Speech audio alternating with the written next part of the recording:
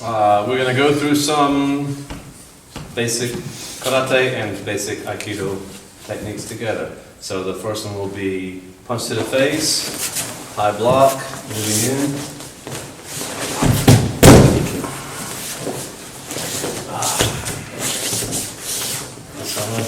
One, two.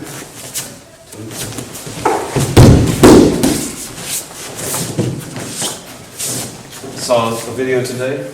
The guy was like, what do you do if a person resists and you can't do your Aikido? And he goes like this. Just relax, just resist the body. He goes like this. And then he had to change the technique. What was the problem? He's doing this kind of Aikido. Right? He said, what do you do if someone resists your Aikido? Oh, you change the technique, and he goes into something else. And I said, well, and here's the crazy idea, you could do the Aikido correctly, right? And correctly means I'm not throwing his arm. I'm moving into his center, so now he has lost his balance and his strength. And now I'm going to throw his body just like this. So, your target, when you're pushing through Aikido, is to go towards that center and then cut down. Oh, sorry. That's good. I'm like, resist, okay. And it doesn't matter if he resists, because his strength is in his structure and his frame. So if I'm sitting here trying to fight against his arm and I'm leaving his structure and his frame, he's not going to go anywhere. But if I take that frame away from him, and then boom, he moves. Doesn't matter how big he is. And we know, because we've done this, I'm a very, very big student. So slowly, we got a parry, we have the parry, we have the block here, right? I'm still here. If he draws his hand back, I can still fight. I'm going to move in. I'm going to off balance through the center, right? Find that center point and go right to it. And then as soon as you get through the center, though, don't keep going, cut it down. Make a spiral. Here we go.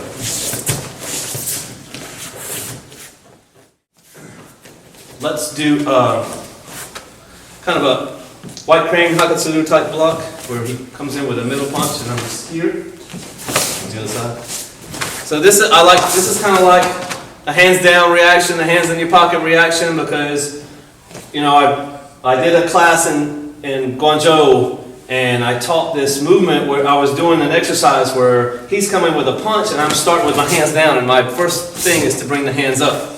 And I put the video on Facebook and somebody was like, you should put your hands up. And my response was like, well, you don't walk around everywhere you go with your hands up. So there has to be some point when you've thought about what to do if your hands are down in a fight. Because a sucker punch is when someone punches you and you're not ready. Because people aren't walking around the world like this. And if they are, everybody avoids them because it's kind of strange, right? So we need to have some kind of ways to deal with that. So this one can come right here with the block. It's just, but then this hand needs to come up immediately. It's always the principle. One hand goes up, the other one comes down, right? So one hand up. When you switch, you've got to make the switch. I can't just go in for the block and leave this hand down, because then this is vulnerable, because that's what he wants. Understand it? And for a good fighter, I'm not going to punch you. I'm not trying to hit you with the first punch. I'm hit you with the second or third or the fourth punch. So that's a setup. You have to be aware of the setup. But always be covered. So here comes the punch. Boom. This hand comes out. This hand stays. Now, I'm going to switch and check with this hand and strike with this one. But I don't go over the arm. I'm going to keep it right here, okay? Because my next movement is boom, boom, and then come down on the arm and take him down. That's good. Now this is 1, 2, 3. Tricep tendon right here. It does not feel good. It's about 1 inch from the elbow. You just move up about 1 inch from the elbow. You can try with your hand, although it's not as stable as with your forearm, and use that ridge of the forearm here and just put it in there and then go down. Now, if you feel a little bit on the joint, but it should feel more pain on the tendon. If you're feeling more pain on the joint and not much on the tendon, then you're in the wrong spot. So you definitely want to feel the pressure on that point of the arm, and it should be almost impossible to resist, if not impossible, if you put the pressure right on that tendon. So once again, this hand comes up, and this hand's down, blocks down, this hand's up. So it doesn't matter what happens next, I'm still in a protected position. But then, check this one, strike. Now that gives me a chance to take control of him coming down. Now what happens if you make a mistake and you do Kensetsu? He attacks you. Say you're sorry. But you still defended yourself, right? So that's the thing about, we did this armbar, was it last week when we did the armbar? And the Aikido armbar is here, and it's more effective, but it's difficult. But if you mess up and get to Kensetsu, that's going to hurt pretty bad too, right? So one of the cool things about some of the Aikido techniques is if you don't do it exactly right, that's not necessarily a problem. When it comes to joint manipulation, Kensetsu stuff, because in Aikido we try not to do direct joint manipulation. We try to do something a little bit different, but sometimes we end up in that position, but we know from Jiu-Jitsu that direct joint manipulation works. Blocking someone's elbow out works, so if that happens, that happens. So one more time. 1, 2, 3, 4. And by that same notion, we talk about accuracy in the martial arts. You cannot rely on pinpoint accuracy. That's why this is okay, but this is much better. Because I don't have to have pinpoint accuracy. We talk about this a lot, like using the whole forearm instead of trying to target with one particular part, or blocking the whole arm instead of trying to target one particular part. Because if I miss by an inch, then I miss altogether. But if I'm looking at terms of a broader attack and a broader defense, then I can make up for those little movements because the person's going to move, right? Okay, so let's try that. Cut that part out of the video. Well, let me show it to my wife first. We're going to do one from a grabbing, but this is the middle block technique that I really like to do. So one, middle block. Okay, so just like a regular middle block against a punch, so he punches, it's the same thing. All right, grab. Exactly. So make sure you get all the way to here. So don't, a lot of people will kind of shortchange it like this. No. Come all the way to the middle block here, and then turning it over into vertical punch. So one, all the way, right? If I pull back here, it looks exactly like when we're practicing it in class. So one, and then I got to come back here. That creates the Nikyo. If I'm going slowly, if I'm going fast, it ruins his wrist. Okay? So then we also have, so don't forget the trap, right? And then I'm going to press in, right? And if he lets go or is able to pull free, you're just following through. And if he doesn't let go or pull free, you can do two things. You can just control him with the Nikyo, or you can blast the Nikyo and punch at the same time. Okay? Don't do that. When you blast through the Nikyo, right, if you're holding on to him and you blast through with a punch, it's going to do some damage, okay? If you let go, then you can just go straight into the punch, right? If you just wanted to get past the grab and go straight to the punch, boom, don't even trap, right? But if you want to add the Nikyo, then you're going to have to trap. You're going to be taking a slight risk, right, because of that hand, so you got to be aware of that. Because if I trap, then what have I done? I've committed both hands. So now he's going to come up, I got to be ready for something like that. Understand? But we're just going to practice 1, 2, and just keep your eye on that hand. Always. Just make sure that whatever you're doing, you're aware of everything that he can do. 1, 2. And then the rest of it will be the finishing movement if you really wanted to take somebody. Be mean. You don't forget it. Okay, let's try. So we have a technique that we've worked against an upper elbow strike where he comes in and I move in, go a little bit lower. Or I move in here and then I come in, do a suenaka-ha. We're going to do that similar technique, but we're going to start a little bit easier and we're going to just go from a lapel grab here.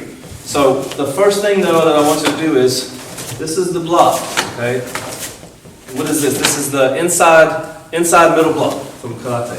So we're just going to go inside middle block here, and then we're going to trap the arm here, move in for for the suenaka-ha. Okay, so he grabs. All right, I'm here. I'm moving to this side. Okay, both hands come up, right? Because what's that hand gonna do? So I need to be aware that this hand is coming up and both hands are coming up, and then I can move in and take him down with the suenaka-ha. Now, same side. Suenaka-ha is not this. I want to do it. It's not this either, okay? Sorry, you want to do something? So it's not with the arm, but it's with the body. So I'm going to come in here, and then I'm moving in, right? Now I have control over him. Try to stand up. You see, he can't. Because it's not my arm. Understand? So I'm here. See the first move? Take his balance. Move in deep. Okay? Now, you want to add an atemi? Right? So.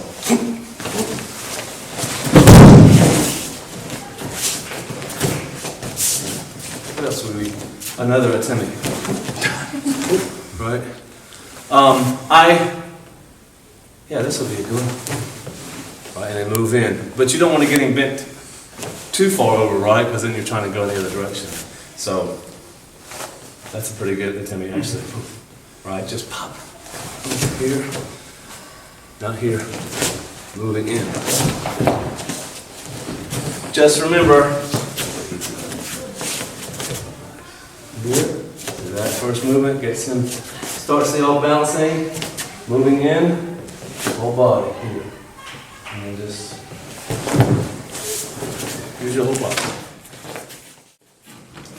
Okay, so this is a defense. We're going to move in, just like we were just doing. But this is a special situation where the guy's not sucker punching you, he's drawing back. And it happens, because I've had it happen to me 3 times. One time the guy didn't do anything. Second time the guy ended up on the ground because he took a swing at my head and I did suenaka-ha to him. And the third time the guy walked away because I told him to walk away. But all 3 of those situations, a man had his arm back in this position threatening to punch me. Which is very stupid. Because you're showing exactly what you're going to do. So what I tell people, generally if someone draws back like that, they want you to think they're going to punch you, but they're not really intent on punching you. Not yet. Or they're just really foolish. Because the person who can punch you and wants to punch you is going to sucker punch you. Right? Because that's what you do if you're really being aggressive. So for this one, you're going to either have someone who draws back in time that you can see the drawback, or he comes back and he's holding his arm back like this, threatening you, because you have to move in. Because if the punch comes, I have to move into it. And if it gets too close to me, right here, then I'm doing a different technique. Right? So, you know what? Practice either one. Let's go through both of them. So if you can enter fast enough, you're going to move into here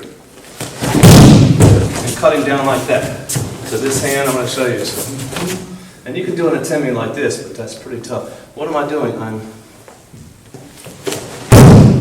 If I want to continue on and do a submission, I can. I don't like to do submissions that much. So here, 1.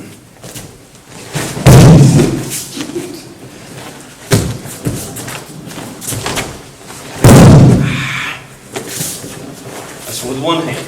2 hands. Just a little bit of, support slowly. Okay. Now, if I come at it too late, I just got to move.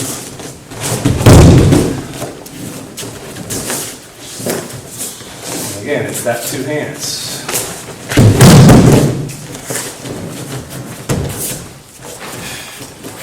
This is your defense. Someone draws his hand back, right? Anything, as soon as he moves, right? Right, comes in with a punch, hands are already up. Because I'm used to this. And it's almost natural, we talked about this before, months ago, that kind of, oh shit thing that we do, to see when we're coming down, we would all kind of like do this. We could slightly modify it, to this, which we do all the time, it works. It will get a defense. So that combined with seeing it coming and then, right, taking his balance. One more time. Here, here. Extending. Foot all the way to the head.